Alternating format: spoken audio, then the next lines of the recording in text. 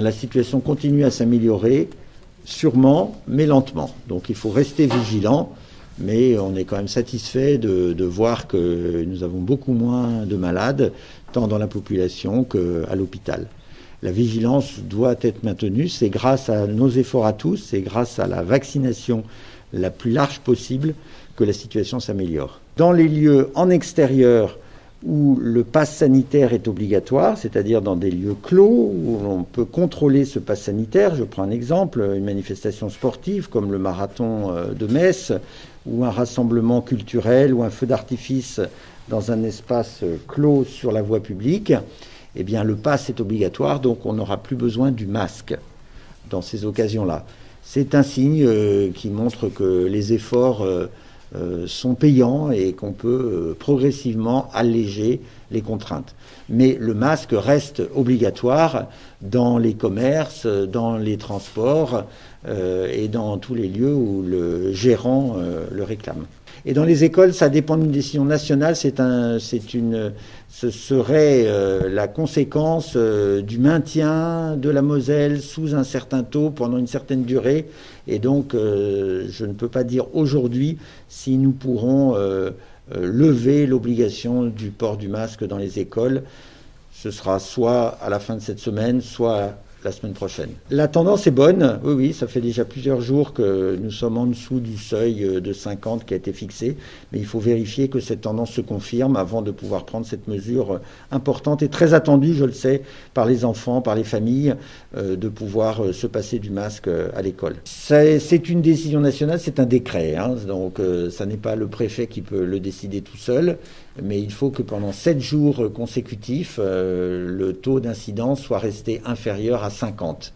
Et puis c'est une révision qui a lieu une fois par semaine seulement, donc j'espère qu'on pourra y passer dès cette semaine, dès la fin de cette semaine, mais c'est pas encore certain, et donc si c'est pas cette semaine, ce sera la semaine suivante.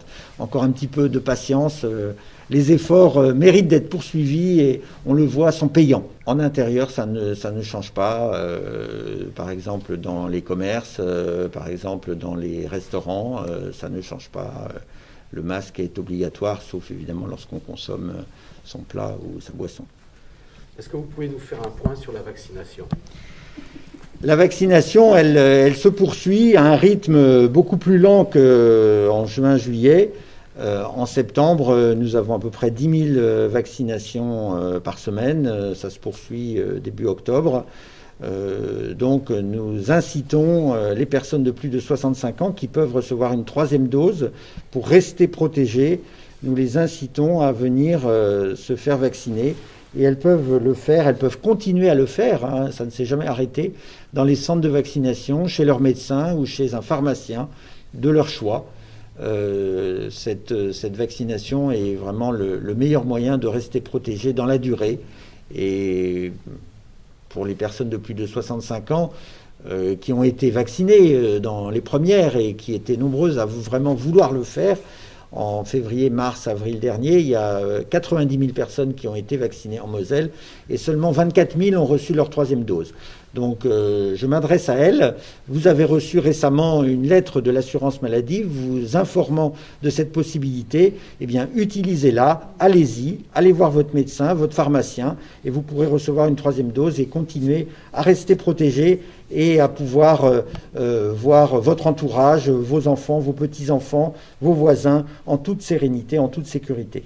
Comment va s'articuler la vaccination antigrippale et avec la vaccination anti-Covid ? Ce sont 2 vaccinations indépendantes qui peuvent être pratiquées en même temps.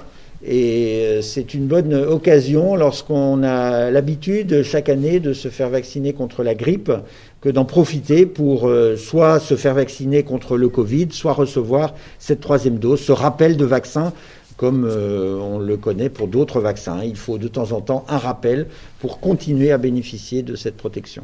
Expérimentation dans les écoles jusqu'à la Toussaint, est-ce que vous pouvez nous en parler justement? Qu'est-ce qui va se passer dans les écoles mosellanes? L'expérimentation vise en fait à limiter en fait la fermeture des classes, comme c'était le cas actuellement, et de pouvoir garder les enfants à l'école. Pour ce faire, il y a une campagne de sensibilisation auprès des parents pour leur demander leur consentement à ces tests sur toute la période en fait de l'expérimentation. Et ce qui fait que dès qu'il y a l'annonce d'un cas positif, il y a une procédure qui se met en place pour déclencher la mise en route de tests. Donc des tests salivaires avec autoprélèvement, donc distribution de kits dans les classes. Les enfants repartent avec le kit. Le lendemain, ils ramènent le kit prélevé et les laboratoires, dans la journée, donnent les résultats. Et si les enfants sont négatifs, ils peuvent donc rester à l'école et les positifs restent à la maison. Pour ceux qui refuseraient en fait que les enfants soient testés, en fait, ça veut dire, on le considère que c'est un statut virologique indéterminé, donc l'enfant reste à la maison. Voilà, c'est vraiment l'idée d'essayer au maximum de limiter la fermeture de classe. Donc cette expérimentation, là, on en a jusqu'aux vacances de la Toussaint. Il y a 10 départements en France en fait qui testent le process, justement, avec des configurations territoriales différentes pour tester un peu toutes les phases de ce processus. Si c'est concluant, ça pourrait être effectivement reproductible. Le taux d'incidence, effectivement, les indicateurs sanitaires continuent de diminuer, ils diminuent lentement. Ça reste le département qui a le plus fort taux d'incidence pour le Grand Est. Mais les indicateurs sont bons, il n'y a pas de résurgence, encore une petite stabilité à l'hôpital, mais bien loin des niveaux qu'on a connus. Néanmoins, voilà, on garde toujours cette vigilance, puis il y a encore des formes graves qui arrivent à l'hôpital. Quels sont les délais entre la deuxième et la troisième dose? Alors, pour avoir droit à la dose de rappel, donc il faut avoir soit plus de 65 ans, soit être immunodéprimé, être un professionnel soignant ou un proche d'une personne fragile, et il faut qu'il y ait 6 mois entre la dernière dose et la dose de rappel. Aujourd'hui, arrive le vaccin contre la grippe. Est-ce qu'il y a une compatibilité entre les deux vaccins? Oui, tout à fait. Il y a la possibilité de les faire les deux le même jour, un dans chaque bras. Si jamais il n'y a pas la possibilité, parce que pour X raisons, il y a un décalage, il n'y a plus ce délai exigible entre 2 vaccins de 14 jours. La dose de rappel ou le vaccin réciproquement pourrait être fait tout à fait le lendemain d'une dévaccination. Il faut plutôt le considérer comme une opportunité justement de les sensibiliser, puisque ces personnes-là qui ont l'habitude de faire le vaccin contre la grippe, en général vont voir leur médecin traitant ou en tout cas un personnel soignant habituel. Et donc ça sera l'occasion d'expliquer aussi en quoi cette 3e dose est vraiment utile.